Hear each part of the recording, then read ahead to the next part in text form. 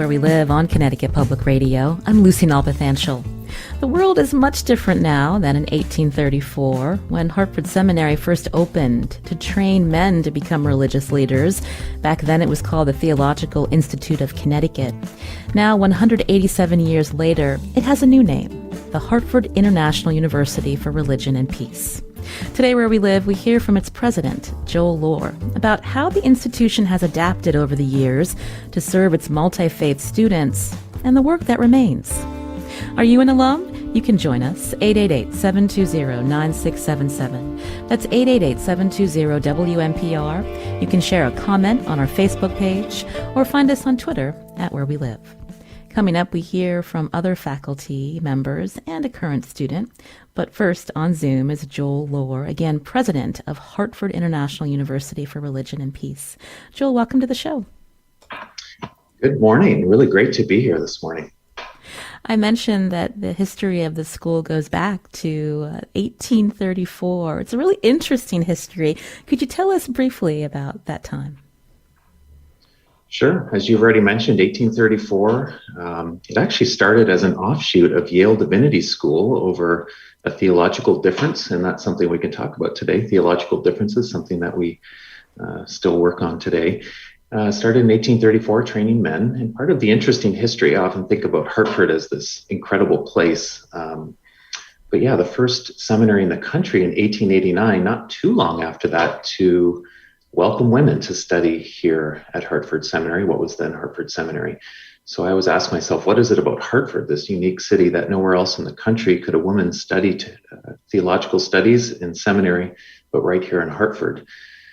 So we have this long history, 1889, and around that same time, and this is key to our future and who we are today, around that same time, there was a professor here named Duncan Black MacDonald, who was very interested in Islam and started teaching Arabic to students because he felt very strongly that at that time, good Christian ministers needed to know something about Islam and the people that they were encountering in the mission fields. So I can say more. There's a long history here. We've evolved over time into the Hartford Seminary Foundation, and then very recently we changed our name, but that's a whole long process, but a very exciting one, and really sets us well into our future and our mission. So a pioneering institution here in our state.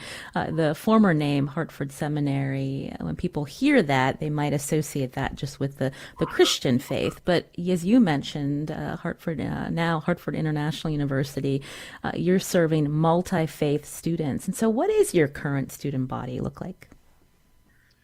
Yeah, a really unique place in so many ways. And I use that word unique carefully, having lived in England where they made it very clear. You can't use that word unless you're the only one. I think we're probably one of the only, if not the only institution where you have roughly 43% this year of our students identify as Muslim. That goes back to that long history I mentioned of Duncan Black MacDonald, but also our insistence early in the 90s even that Islam should be taught not by Christians only, but should be taught by good scholars who identify within the tradition itself. And so to this day, we have many Muslim faculty members and hired the first Muslim faculty member of any seminary in our country. And then the student body, we're roughly 40, 45, numbers fluctuate a little bit year to year. Muslim students, about 40% would identify Christian, and then the remaining 20%, just to kind of even it out, would remain or would identify as religious others. Jewish is a really important part of our identity today, the Abrahamic religious traditions, as they're often called, but also we have non-religious students studying with us, Hindu, Buddhist, and so on. And so getting back to the name change, I understand this was part of at least a 2-year strategic planning process, but what was the feedback that you heard from your interfaith community about the name and the reasons why it needed to be changed? Yeah, it's interesting. I'll try not to share too much because it was a 2-year process, but the truth is it's really been a 40-year process. When we moved out of the really beautiful historic stone Gothic buildings that we used to live in that are now the Yukon Law School right here in the west end of Hartford, right next door to us, there was a decision made at that time to, although they kept the name Hartford Seminary, They chose to refocus their energies into religion research. And so we started the Hartford Institute for Religion Research, which is a very active and thriving group, much like Pew, that studies congregational life. And we just received a $5 million grant to continue that for understanding the how COVID and the current pandemic is affecting religious congregations. We moved out of those buildings in 1980, roughly, into this new building which is now our campus. We have still a number of other buildings, but part of that, we never really changed the name to match our new mission. And we stopped the largely residential ordination program, which many associate with seminaries, called the Master of Divinity program. That's the bread and butter of almost every seminary in the country today. And we stopped that program in the 1980s, but we never really changed the name. And I like to say that although I've been tasked with the hard challenge of renaming the institution, in many ways the process started almost 40 years ago to reimagine ourselves as a new place for religious understanding and to really tackle religious strife. I mean, if you are out there today, I would not be surprised if you are someone who associates the word with religion, or the word religion, with strife or conflict, and with good reason. And so we have long been committed to those conversations, to dialogue, to exploring the differences that divide people of faith and non-faith, or those who don't identify with faith. And so our name change was part of this process. When I came to be the new president in 2018, after the 18-year tenure of Heidi Hadsel, who started our peace building program in 2004, it was, with the new energy, I guess, I had coming in, the board looked to me and said, we need to look at this name. So often when I would travel, just one quick example, when I was traveling through Indonesia, in Singapore, I remember, I had all these beautiful, stops at universities to tell them about our programs. We have a PhD program, which many Indonesians send students for to. The long running joke, but it really is true that we're better known in Indonesia than we are in Hartford. It really played out there. They treated us so kindly. They loved hearing about us. But it was interesting when I would give the talk about what we do in peace building and interreligious understanding, in the study of Islam and Judaism. They in our religious studies and research, they all looked at me and said, that doesn't sound like a seminary. In Indonesia, the word seminary means training priests. And I thought to myself, that's what it means in the USA too. I really need to look at this with our board. And so the board charged me with this task. And the result was Hartford International University for Religion and Peace. We didn't want to use the word of. We're well aware that we're not necessarily there or arrived, but we really want to be a place that's for something, a place, we see that word as an action word, a place that's for religion and peace and tackling our world's problems head on. You're hearing Joel Lohr here on Where We Live, again, president of Hartford International University for Religion and Peace, formerly known as Hartford Seminary. If you're an alum, if you have a connection with this institution, we'd love to hear from you, 888-720-9677, or find us on Facebook and Twitter at Where We Live. Joel, we all know that change is hard, and I'm wondering what the response has been from alum of this institution. And again, when we talked earlier a little bit about religious strife and people's perceptions of religion, how you're working to bring people together to better understand different faiths, different cultures. Can you talk more about that? I certainly can. Thanks, Lucy. I feel like I'm the bad student, or the student that when we give them a prompt for an essay and they don't answer the question, I find myself marking it saying, answer the question, please answer the question. And you asked me, how did they respond? And I didn't. The response has been overwhelmingly positive. If I'm honest, I expected, given the length of time that we have been called Hartford Seminary, our long history, we have had name changes. As you mentioned, we were called the Theological Institute of Connecticut when we first started. The Pastoral Union was a name that was used for a time, the Connecticut Pastoral Union. So I really expected I would be spending most of my time after October 13th, when we renamed the institution, sort of helping people understand the name, the process, dealing with complaints, or at least, if you don't appreciate the name, can you at least respect where we're going? We've had virtually no pushback on this. So many people have reached out to me personally as part of our event, but that when we launched the name, but also after the announcements have gone out, with almost, unanimous praise. There has been no pushback. It's been exciting for people. Our international students in particular, when they hear the word international in the name, and we know the name is long. It's we're all getting used to it here. We use the acronym HIU to help us at times. It's a long name, but it also really signifies important things. And we kept thinking about, are we Hartford, or are we the International Institute? Or are we an American, University for Peace? We had all these names. We really worked through we had a consultant help us with some analysis. And so words like international are very intentional. Many of our students come from around the globe to study Islamic studies, Jewish studies, Christian studies, especially the intersection of these and how they can live together in peace and work for peace. And now our international peace building program, which I believe you'll hear from a student later in the show. But so the word international, we've had international students say to me, "Thank you, President Lohr, for this new name.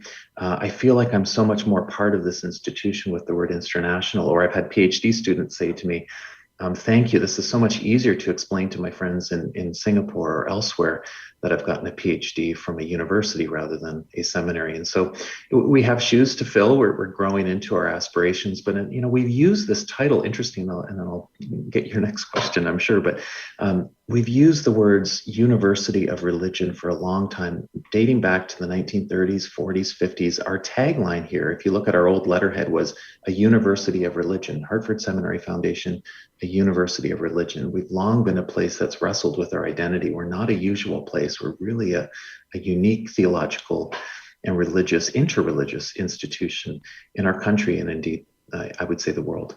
Mm. Joel, when we talk about a religion, especially in this country, the views of religion and faith have changed. And when you contrast that to some of the cultures you mentioned abroad, I'm looking at a survey that Pew did in 2019 that the people with no affiliation is a growing group of individuals in our country. Pew saying the religiously unaffiliated share of the population consisting of people who describe their religious identity as atheist, agnostic, or nothing in particular now stands at 26%. That's up from 17% back in 2009. And so what do you see your role in terms of talking about faith and religion in our country, where people may be tending to move away from the beliefs that they were raised on? I'm just curious your thoughts on that. Absolutely. I'm not in the business of trying to convince people otherwise. I can understand the move away from organized religion when you look at some of the strife and politics and problems we've seen locally, domestically, internationally. We often in the religious research world, we call those who identify with no religious tradition, or don't check a box or check the box that says none, the nuns, or the NONES, not the NUNs. They're a growing group. Although the numbers do seem to actually be pulling back a little bit, but not by much. You're right, the numbers are quite strong. I saw an interesting study recently. I don't have the reference in front of me, about our younger generation, Generation Z or Generation Z for those Canadians out there, which I'm one, that many people still do appreciate religious rituals, spiritual beliefs, but choose not to be associated. Even young evangelicals would prefer not to be associated with organized religion. I think there are many good reasons for that, and understandable reasons, even while everyone has a stake in the questions of religion today, the non-religious as well as the religious. If we can't learn to get along, we use a line here very often. I can't take credit for it. It's Hans Kuhn, a Swiss theologian, that said, "There'll be no peace in our world until there's peace among the religions. And there'll be no peace among the religions until there's dialogue between the religions." We would add that there will be no dialogue between religions until there are friendships between people of different faiths and different religions. These questions that we are working on, that we care so deeply about, they are not easy questions. Eboo Patel has often said, interfaith isn't rocket science. It's harder. It does take hard work and smart thinking to work through some of these complex problems. These are issues, the values we hold that are often linked to religion. Sometimes our beliefs that we may not even realize are tied to religious traditions, how justice is meted out. All these things are often tied to religious traditions. And the more we can do to understand those things and to talk about them intelligently, but also respectfully. And I don't think we have much, when I look around me, what we're doing isn't working.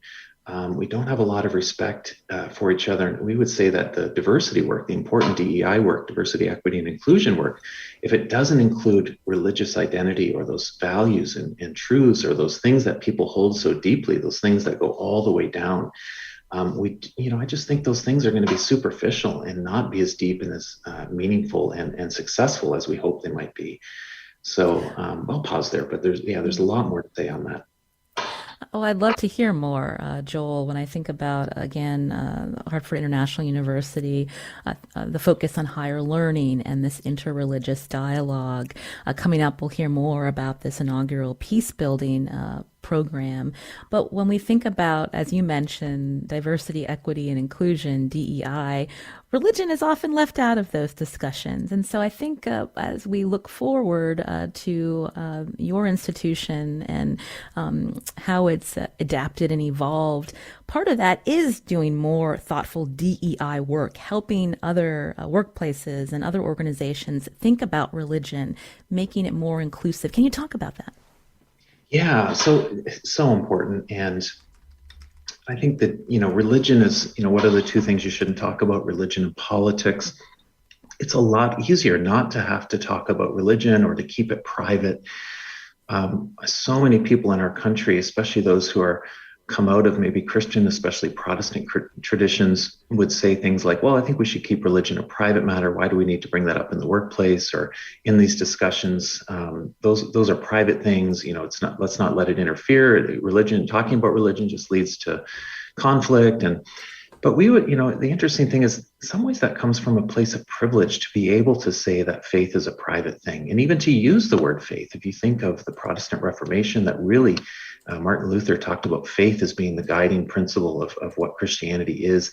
That's kind of colored or, made these discussions around religion think that you can just talk about rituals and religious ideas as just about faith. And that's something you can keep private. Not everyone can keep things private. If you think of maybe the young Muslim woman who wears a hijab, has a head covering, that's not private anymore. Or you think of those who have food, maybe are Jewish students or Jewish workplaces that have food needs. They can't participate fully in the life of the workplace. Maybe as a Muslim man, you're or Muslim woman, you're fasting for Ramadan. That affects your workplace. You might not want that bottle of wine that your boss gave you for, Christmas or for the holiday party. So we think that the questions of religion are really important. How do we do this intelligently as part of the DEI space? It's hard work. We're not, but we have started anew, and this is one of the strategic plan you mentioned, the 2-year process that renamed the institution. One of the new areas we decided on 4 main areas. I'll just quickly say religion research will remain strong here. Our degree programs in interreligious and peace studies, our global and community partnerships. But the last pillar is entirely new to us and truthfully entirely new to the country in so many ways. There are very few people who do religious identity and wellness within the workplace. And so we started the 4th pillar, or the 4th sphere here at the institution or at Hartford International, which will be executive and professional education. In some ways like the Kennedy Business School of religious education and interreligious understanding. And so right now we have really, I can say more about them, but really important programs for executives, for a large global insurance company that's asked us to help them with religious identity and religious questions in the workplace. How do I host this holiday party? It's like, oh, the dreaded December month. What do I do? How do I handle this? I don't really feel capable. It's a hard subject. And so we do some webinars, and actually we do some consulting work that's customized to the needs of our companies in this country. Really interesting thinking about how you're expanding your reach to boardrooms and nonprofits and hospitals.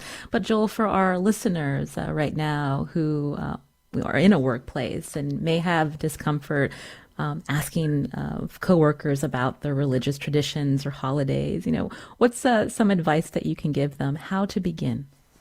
It's a great question. This is now partly personal, but also things I've learned along the way. And I'm a work in progress, just like everyone on this earth. At least I hope we're all works in progress. I've learned a lot from people like Eboo Patel, founder of Interfaith Youth Corps, people like Joseph Telushkin, Rabbi Joseph Telushkin, his book called Words That Hurt, Words That Heal. I shouldn't promote books, but I'm just mentioning books that have been really influential in my life. Ibu talks a lot about this idea of, or I think I've kind of interpreted some of his work as, appreciative curiosity.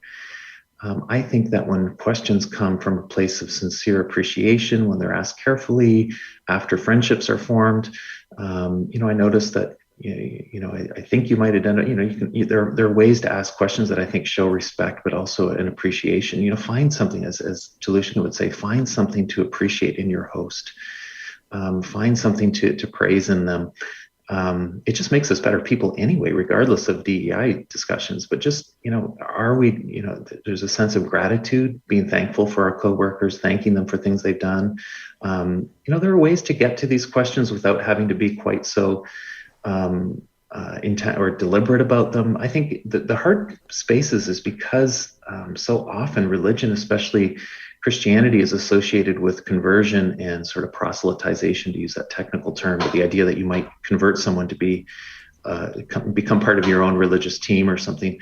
Those questions it can be very tricky in the workplace. And, I can just say I'm very comfortable in my own space. I don't want that to be a condition of our friendship. I'd like to learn more about what's important to you. What do you really value? And sometimes when you ask those questions, you can get into the religious discussions or the spiritual life that people try to live out or attempting to live out. It's going to be different for every person, even within a tradition. Of course, we try not to make assumptions about, oh, you're Christian, therefore you believe X, or you're Muslim, you must do this. You're Jewish, therefore there's a variety of ways that people live out their religious lives and their spiritual lives, and not making assumptions. I think that's my second piece of advice. The appreciative curiosity would be the first. And then the second would be, good interfaith work or good dialogue, good work in this area is about not making assumptions. Just don't make an assumption about the person across from you. Try to learn something about that individual as an individual before you kind of peg them as something based on an assumption about religion. You're hearing Joel Lohr here on Where We Live. He's president of Hartford International University for Religion and Peace, formerly known as Hartford Seminary, as we talk and learn about this longtime institution in our state and how it's growing and changing to reflect a different mission from the time that it first began back into the 1830s. Coming up, we're going to hear from more faculty and a student. You can join us as well, 888-720-9677, or find us on Facebook and Twitter at Where We Live.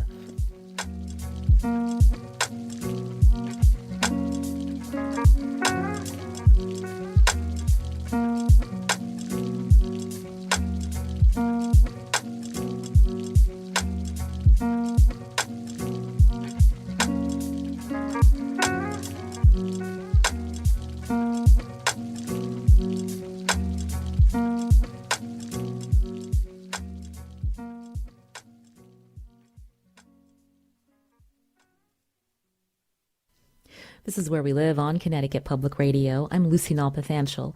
We're learning about a longtime institution in our state that recently changed its name to reflect a growing mission.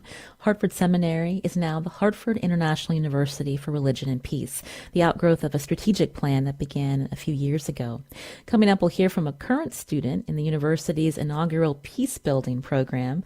Joining us now on Zoom is Aida Mansoor, Director of Field Education at Hartford International University. Aida, welcome. Thank you so much. It's lovely to be with you. And another faculty member, Deena Grant, Associate Professor of Jewish Studies at the university. Deena, welcome to the show. Hi, thank you. Now, Aida, I wanted to start with you. You're also a chaplain. And so what drew you to study at Hartford International University?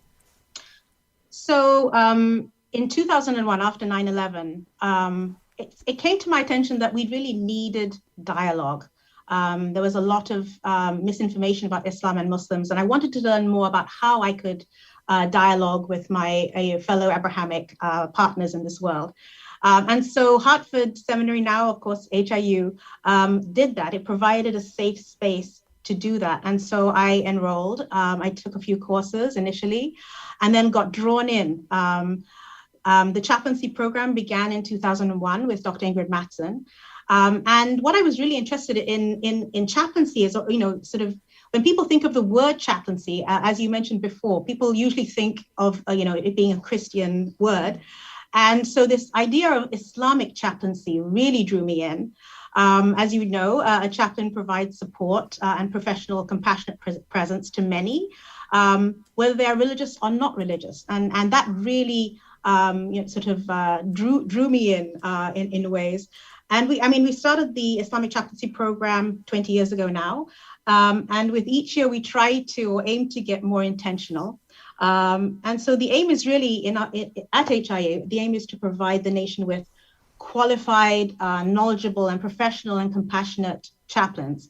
And so with each year, we're trying a little bit more to do that.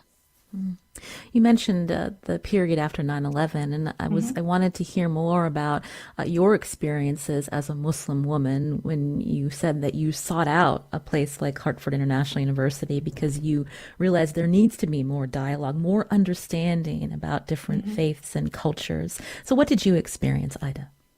So about 4 days after 9/11, there was a Sikh gentleman was shot. And when that happened, just for looking foreign, and when that happened, the Imam of our mosque in Hartford, Imam Qasim, who has passed away, he called everybody who wore the headscarf. And he told us all to stay home, not to go out, because he was fearing for our lives. Because wearing a headscarf, you're recognized as something foreign. And so in Connecticut, many women, stayed home. Our full-time Islamic school was closed for, quite a few months after 9/11. And there was this just intense fear of backlash against our community. We were actually, at the point where we were mourning the fact that our nation had been attacked, but also we were mourning the fact that we were being associated with the crime. And so it was, a double, it was doubly hurtful to our community. And so, we were staying in, and I had one circumstance where I had to, go to the grocery store to get milk. And I remember going, and realizing this is like 3 or 4 days after 9/11, feeling this sense of, guilt by association, as it were. And what happened to me was very interesting. I was on the way to getting these 2 gallons of milk, and this woman who I was, who was in my vision, was looking at me really intently, and she kind of walked towards me, and I, thinking that she was going to attack me. I was really nervous, but she came and she gave me a hug, and she said to me, "I am in this store shopping for my Muslim neighbor. And if you want anything, just let me know." And that really hit home to me. This is a person who wasn't Muslim, who knew Muslims, and it made me realize the importance of reaching out to building bridges in community. And what was so beautiful about that was that Hartford Seminary, now HIU, did just that. It provides us with a safe space for spiritual connection. And I have to say, I'm happy that Deena's also here. We're able to have these conversations. Deena is Jewish, I am Muslim. And it's such a beautiful thing to have conversations based on friendship and trust. So, yeah. What a beautiful story that you shared with us, Aida. You mentioned your colleague, Deena, also with us on Zoom. So, Deena, tell me about how you gravitated towards Hartford International and some of the conversations that you have with students. Yeah, sure. Well, one of the things that made me interested in HIU is going back to my childhood. I grew up in a traditional Jewish house in Miami. And in my neighborhood, I could pretty much point to any house whose household was Orthodox Jewish and tell you all about them, who they are, where they go to synagogue, where they send their kids to school, who are their friends, even, who they're having over for dinner. But for those houses in my neighborhood that were not Orthodox, they remained completely anonymous to me. I knew everything about houses A, B, and C, but really nothing about houses D, E, and F. And it just seemed so odd that my familiarity with people was so circumscribed by religious community. And I was curious about religious communities. And so fast forward to, learning about HIU and learning that the focus of HIU is in part on dialogue among people of different faiths and among people with very opposing viewpoints, helping them live and be in community and work productively together to affect change. I found that, very, very attractive. And the conversations that you have with students today, Deena?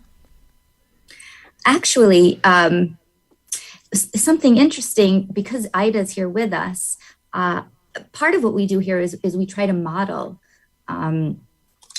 interreligious dialogue, because dialogue is not easy. It's easy to talk about things that people agree on, but, it's not easy to talk about things that people strongly disagree, especially when it relates to ethics and beliefs.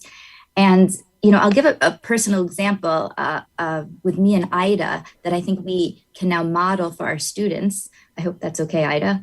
Perfectly fine, Deena. Go ahead. Yeah, so Aida's a very good friend of mine, and we've been friends for a few years now, yet we have very opposing views of the Israeli-Palestinian conflict. I think we were wary of this about each other. And for a while, we kind of just stayed away from the topic, probably rightfully so. But we're friends, and friends like to get closer. And this issue is, close to both of our hearts. I have family that lives in Israel and a nephew going into the army next year. And Aida's had some very difficult and painful experience as a Muslim traveling there. And since we're friends, we wanted to feel more visible to one another.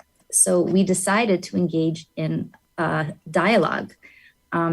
Phoebe Milliken, who is the director of our Masters in Peace Building, facilitated for us a kind of scripted dialogue. And we engaged. We knew it would be difficult. And I won't go into the specific details of our personal opinions, but I'll just say the experience was both tough and gratifying.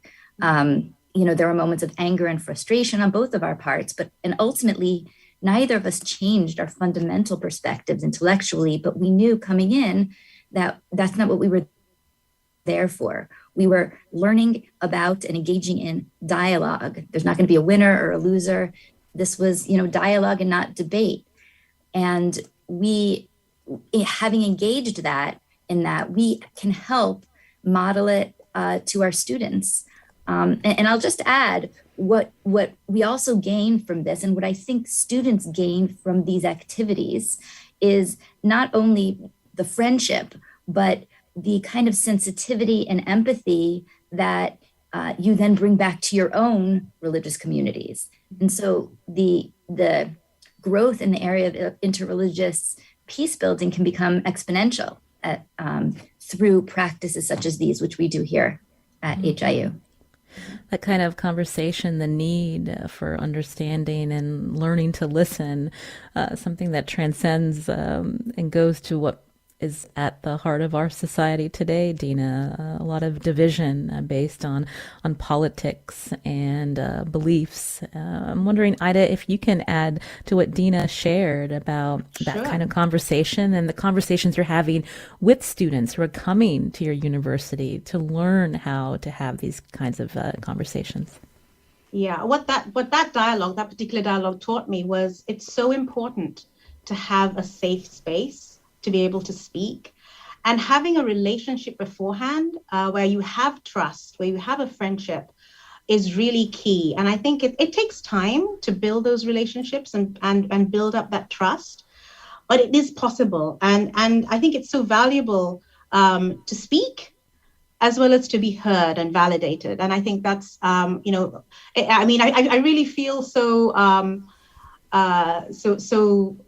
privileged to be in this institution, which gives us that safe space to do that. And I think we try and sort of teach this to our students. Fatma will be speaking soon, and she's a MAP student. She lives on campus with 10 other students, and you'll hear more about that. But getting to know people that you've never thought of being, completely outside your comfort zone is so vital and so important.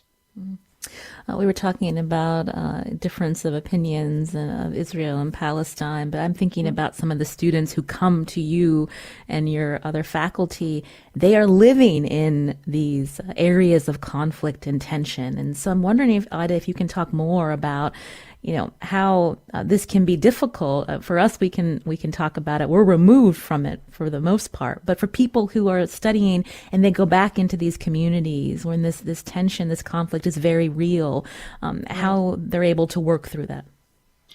So, and Fatima will be able to speak more about that. But as I see it, it's just so vital that they have that chance to see how it can be modeled. Many of our students, when they, sort of come from very, very sensitive areas where there's a lot of violence involved. And so so HIU creates that safe space where we can sort of look at the process and process our thoughts and what triggers us. And we have time to do that. In places where there's intense war, etc., people have not, don't have the time to do that. And so this gives them space and time to process, what they're going through and what their triggers are and how they can build a more successful, sort of way of dialogue. Joel Lohr is still with us. He's president of Hartford International University. So, Joel, talk about not just the name change, as we had already learned, but when we think about some of these new programs that your institution has started, including the peace building program we've mentioned a few times. Talk through more about this program.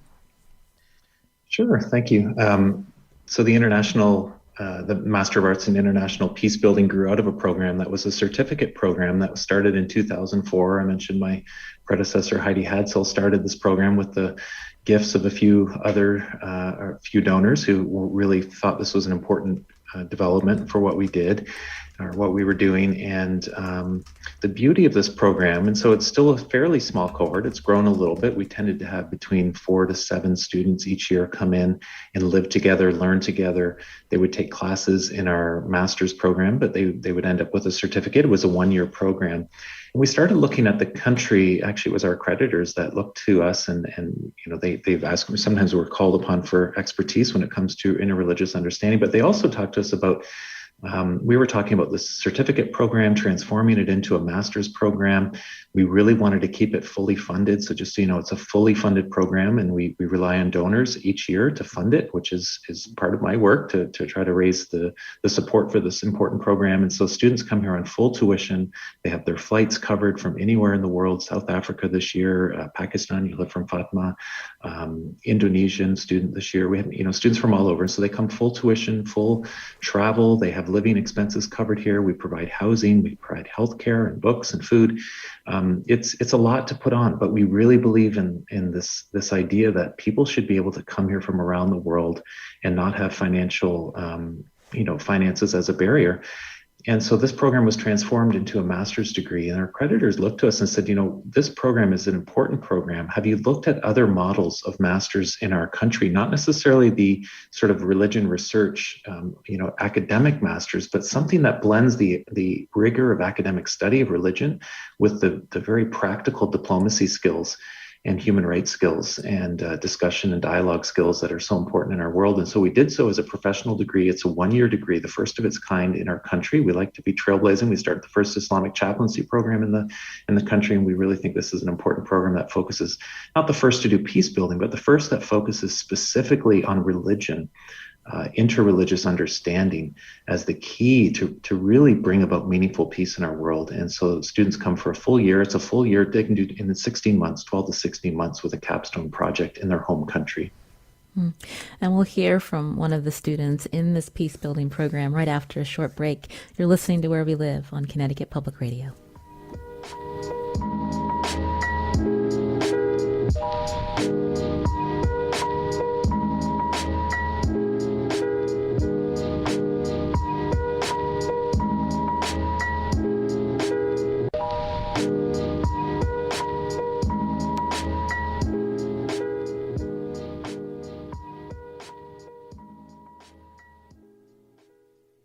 This is Where We Live on Connecticut Public Radio. I'm Lucy Nalpathanchel. Today we've been learning about a pioneering theological university in our state located in Hartford's West End, once called Hartford Seminary, now the Hartford International University for Religion and Peace. With us on Zoom is its president, Joel Lohr, and faculty members Aida, Mansoor, and also Deena Grant. But I wanted to hear a student perspective. Fatima Basharat joins us now. She's a student in the inaugural MA International Peace Building program that we heard about. Fatima, welcome to the show. Hello, thank you. Nice to be here. So originally you were from Pakistan. So tell us what brought you to study at Hartford International University and a little bit more about the peace building program that you're involved in. Sure. I am from Pakistan, and I studied comparative religions as my graduate program. And living in Pakistan, we don't have different people from different religions, because it's a Muslim majority country, but we can see divisions among Shia Muslims and Sunni Muslims, and constant fight between them. And there is a constant struggle to create peace between them.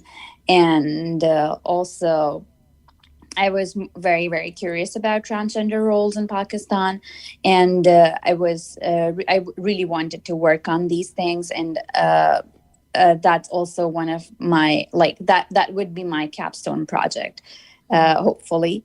So I thought that this would be a nice place to get some skills on peace building and bring those skills to Pakistan. And And so Fatima, tell me more about, you mentioned your capstone project looking at transgender rights in Pakistan and how this is, how this brings conflict, how they're treated in Pakistan. Can you tell us more about that? Sure. So the transgender community is in a very bad situation there. Their rights are violated completely, and I don't think that they're treated very humanely there. People don't accept them as a religion, in their mosques or even in their education, to the schools as well. So mostly when a family realizes that their child is a transgender, so they usually kick them out of their homes, and usually the transgender community are homeless in Pakistan. And since no one accepts them, they don't get a decent job. They don't get a decent education as well to get a decent job. So it's kind of sad. So, and also the reaction of people towards those communities is it's not good, and it's been terrifying. It was just recently I heard the news that there was a party going on, I don't know, they were celebrating something, a transgender party, but there were some men who just were standing there, and they tried to assault them. And it's very sad, and no one actually speaks about those community and those people. So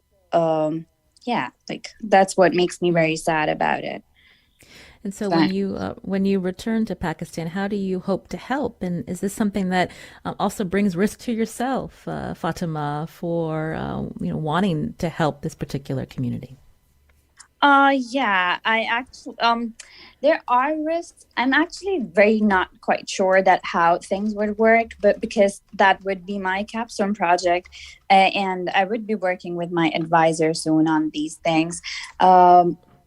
So my plan is to work with some organizations. It's not that no one works for them. There is a small amount of work done for transgender community, but it's not up to the mark, or people just do something and then leave it. And I just wanted to bring a consistent change for those people. Maybe working with an organization or some influencers in Pakistan and interviewing